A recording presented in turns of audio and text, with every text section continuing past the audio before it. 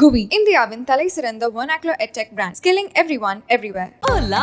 Your dream vacation to Turkey starts from rupees 79,999 only with GT Holidays.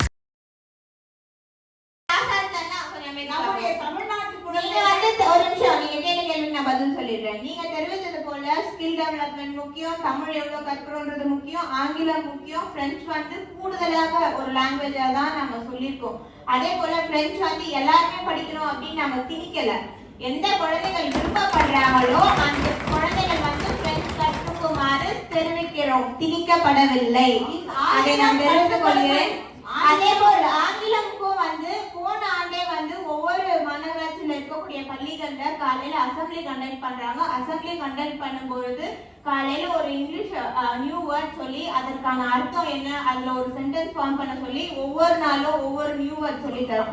அதே போல் வகுப்பு வாரியா வந்து news paper இங்கிலீஷ்ல கொடுத்து பசங்களுக்கு படிச்சு ப்ரொனவுன்சியேஷன் ஸ்கில் டெவலப்மெண்ட் பண்ணிட்டு வரும். அது இல்லாம கூடுதலாக ஆங்கிலம் கிளாஸ்ல வந்து ஒவ்வொரு குழந்தைகளும் வந்து 10 நிமிடம் இண்டிவிஜுவல் கான்வர்சேஷன், ஒரு குழந்தையும் இன்னொரு குழந்தையும் வந்து 10 நிமிடங்கள் வந்து கான்வர்சேஷன் டெவலப்மெண்ட்டுக்காக இது எல்லாமே வந்து இப்ப நம்ம லோக்கல் பாடி வந்து செயல்படுத்தப்பட்டிருக்கிறது என்பதை தெரிவித்துக் கொள்கிறேன். நீங்க கேட்ட கேள்விக்கு என்னோட பதில் 2-3 சொன்னீங்க. ஆனாலும் அது அவ்வளவு போதுமானதாக இல்லை.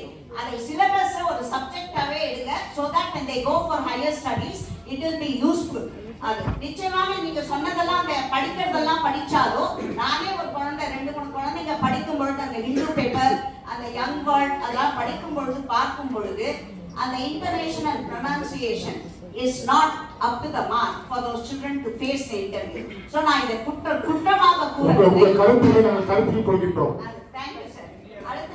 நம்ம வந்து ப்ரொனன்சியேஷன் அப்படின்னும் போது நம்ம குழந்தைகளுக்கு இங்கிலீஷ் வார்த்தைகளை சொல்லி தர முடியும், இங்கிலீஷ் வார்த்தைக்கான அர்த்தங்களை சொல்லி தர முடியும். ப்ரொனன்சியேஷன்ன்றது ஒவ்வொருத்தருக்கும் ஒவ்வொரு வகையில டிஃபர் ஆகும். ஒரு ரஷ்யன் ஒரு இங்கிலீஷ் ப்ரொனன்சியேஷன் இருக்கும், ஆக்சென்ட் மாறும். அமெரிக்கன்ஸ்க்கு ஒரு ஆக்சென்ட் இருக்கும், இந்தியன்ஸ்க்கு ஒரு ஆக்சென்ட் இருக்கும். நம்ம வந்து அமெரிக்கன்ஸ் போல இங்கிலீஷ் பேசணும் நம்ம முயற்சிக்க முடியாது.